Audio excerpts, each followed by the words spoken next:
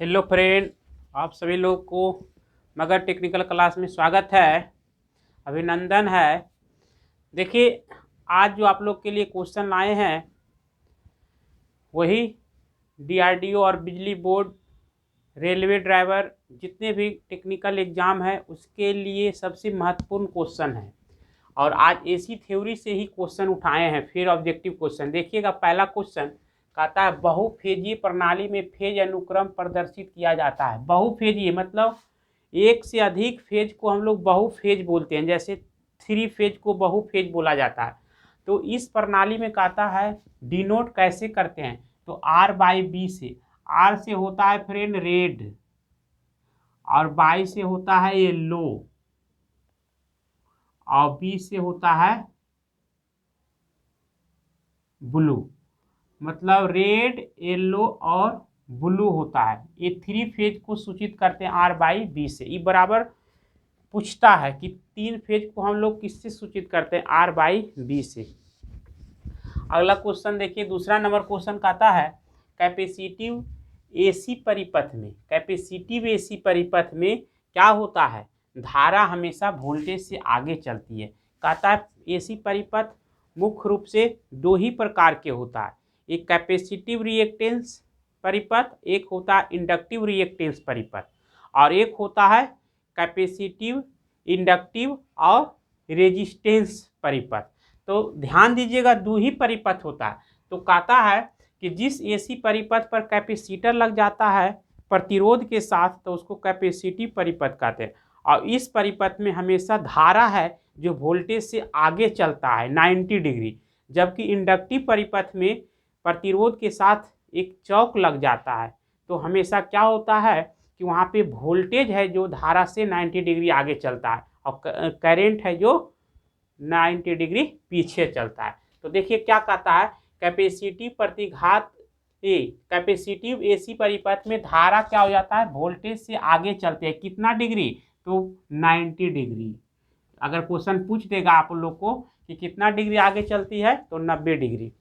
Next question, capacitive प्रतिघात, इसको कहते हैं कैपेसिटिव रिएक्टेंस। कैपेसिटिव प्रतिघात का मान परिवर्तित होता है। कब परिवर्तित होता है, कब बदलता है, तो फ्रीक्वेंसी के व्युत्क्रमानुपाती। का एक मतलब है फ्रीक्वेंसी बढ़ेगा तो कैपेसिटिव रिएक्टेंस घटेगा, जब कैपेसिटिव रिएक्टेंस घटेगा तो फ्रीक्वेंसी का मान बढ़ेगा। इस दोनों में क्या होता है, उल्टा संबंध होता है। समझ गए। अगला क्वेश्चन है प्रतिरोध तथा प्रतिघात युक्त परिपथ की प्रतिबाधा ज्ञात करने के लिए सूत्र। मतलब कह रहा है ना कि किसी परिपथ में प्रतिरोध भी लगा हुआ है और प्रतिघात लगा हुआ है, तो प्रतिबाधा ज्ञात कैसे करेंगे। तो प्रतिबाधा को हम लोग इम्पीडांस कहते हैं, जिसे जेड से सूचित करते हैं। जेड बराबर आपको देखिए फार्मूला दिया हुआ है √r² प्लस XL²। और ये फार्मूला पर हम इसके पिछले भी क्लास में हम लोग न्यूमेरिकल जो है क्वेश्चन है जो, उसका वीडियो भी हम लोग आप लोग को बनाकर दिए हैं।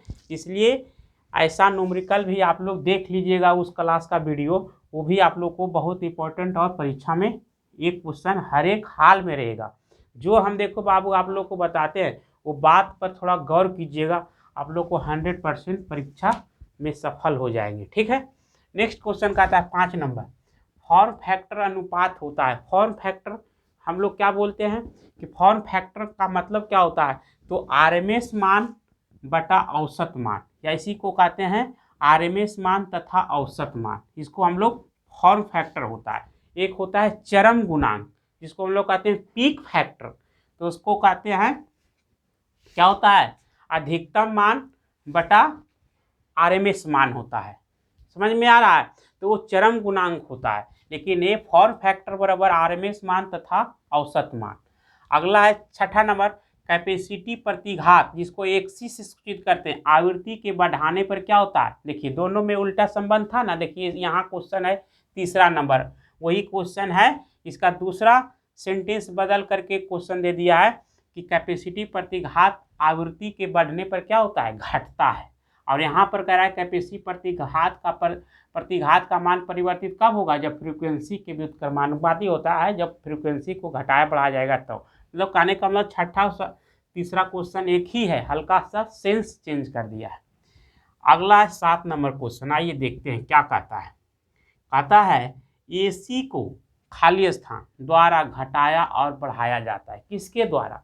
एसी धारा को किसके द्वारा घटाएंगे बढ़ाएंगे? तो ट्रांसफार्मर के द्वारा। ट्रांसफार्मर ही एक ऐसा युक्ति है जो एसी धारा के घटा सकता है और बढ़ा सकता है। इसके अदरवाइज कोई भी ऐसा युक्ति नहीं है जो कि एसी धारा को घटा और बढ़ा सकता है। ठीक है। अगला नेक्स्ट क्वेश्चन 8 नंबर क्या कहता है? परिपथ का क्यू मतलब गुणांक, ये मतलब थीटा है। थीटा मतलब कोण गुणांक क्या होता है? इसी को हम लोग कहते हैं पावर फैक्टर, थीटा से सूचित करते हैं। तो इसका होता है R/Z। R क्या है? रेजिस्टेंस, Z क्या? इम्पीडेंस। ठीक है, मतलब प्रतिरोध बटा प्रतिबाधा।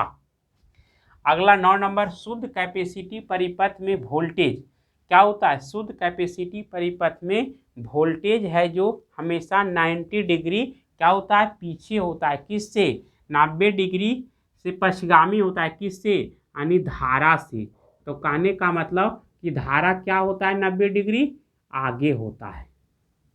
आप लोग को ध्यान दीजिएगा, पूछेगा कैपेसिटी परिपथ में करंट आगे और इंडक्टिव परिपथ में वोल्टेज आगे। याद रखिएगा, कैपेसिटिव से करंट होता है, सी से कैपेसिटिव, सी से करंट। तो करंट आगे तो इंडक्टिव में वोल्टेज आगे, तो करंट पीछे। ध्यान रखिएगा। अगला है 10 नंबर, शुद्ध इंडक्टिव या कैपेसिटिव दोनों परिपथ है। शुद्ध इंडक्टिव परिपथ या कैपेसिटिव परिपथ का शक्ति गुणांक क्या होता है? तो शुद्ध कैपेसिटिव परिपथ या इंडक्टिव परिपथ रहेगा तो उसका शक्ति गुणांक क्या होता है? 0 होता है। ये पिछले बार दिल्ली मेट्रो में क्वेश्चन पूछ लिया है, इसलिए इस पर थोड़ा ध्यान देंगे। ये सब क्वेश्चन पूछने की प्रबल संभावना है। अगला है 11 नंबर क्वेश्चन, कहता है वोल्टेज और धारा के बीच का कोण क्या कहलाता है? वोल्टेज और धारा के बीच का कोण क्या कहलाता है? फेज अंतर कहलाता है। क्या कहलाता है? फेज अंतर। देखिए बराबर क्वेश्चन पूछता है कि यानी 2 फेजों के बीच का अंतर 90 डिग्री और 3 फेज के बीच का अंतर 120 डिग्री और 4 फेज का अंतर भी 90 डिग्री होता है। क्वेश्चन पूछता है 3 फेजों के बीच का अंतर कितना होता है? 120 डिग्री और 2 फेजों के बीच का अंतर 90 डिग्री। 12 नंबर क्वेश्चन क्या कहता है? ये देखिए, अगर 2 प्रत्यावर्ती राशियों के बीच का अंतर 90 डिग्री हो तो क्या कहलाएगा? क्या कहलाएगा? एक क्वाड्रेचर। क्वाड्रेचर ना इक्वाड्रेचर कहलाता है। यहाँ पे छूट गया, लिखिएगा इक्वाड्रेचर। मतलब वहाँ पे क्या है कि 2 प्रत्यावर्ती राशि का है जो फेज अंतर 90 डिग्री हो जाता है, बराबर हो जाता है, तो वहाँ पे इक्वाड्रेचर कहलाता है। ठीक है। अगला है मशीन की आवृत्ति खाली स्थान किस पर निर्भर करती है? तो मशीन की आवृत्ति निर्भर करती है मशीन के पोल पर, ध्रुव पर।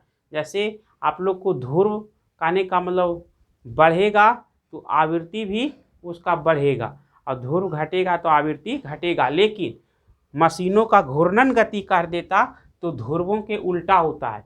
पोल बढ़ता है तो गति घटता है और पोल घटता है तो गति बढ़ता है।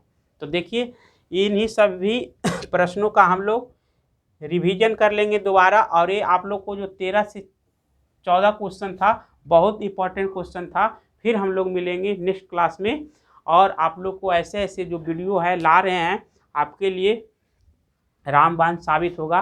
कब? जब आप लोग रिवीजन करते जाइएगा, इसको दोबारा नोट करते जाएंगे अपने कॉपी कलम से, तो है जो बहुत फ़ायदा होगा बाबू।